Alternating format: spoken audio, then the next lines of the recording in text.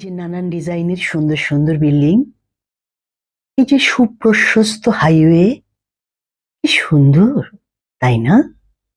জানি অনেকের ভালো লাগে, আমারও ভালো লাগে, কিন্তু আমার দম বন্ধ হয়ে আসে।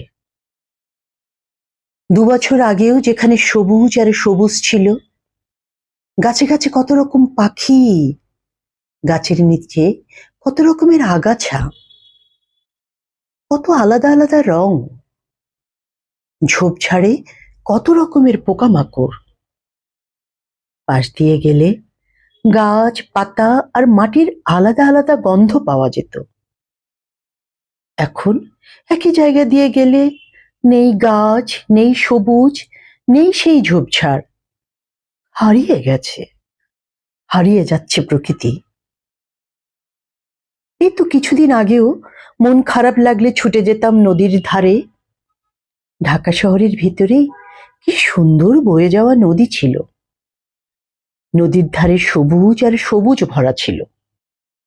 চুপ করে বসে থাকা যেত ঘন্টার পর ঘন্টা, বুক ভরে নেওয়া যেত মাটির, পানির, গাছের, লতাগুল্মের গন্ধ,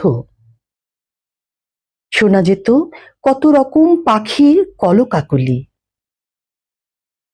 এখন সেই নদী আছে, বাকি সব হারিয়ে গেছে। 1 বছর আগেও শরতে কাশফুলের ছবি তুলতে গেলে সাদা কাশফুল আর আকাশ দেখা যেত। এই শরতে কত যে কসরত করতে হয়েছে শুধু কাশফুল আর আকাশের ছবি তুলতে। কাশফুলের সৌন্দর্য হারিয়ে গেছে দালানের ফাঁকে। আমার এখন দম বন্ধ হয়ে আসে। ঘর থেকে বের হয়ে অল্প দূরত্বে আর সেই নদী, সেই সবুজ পাই না।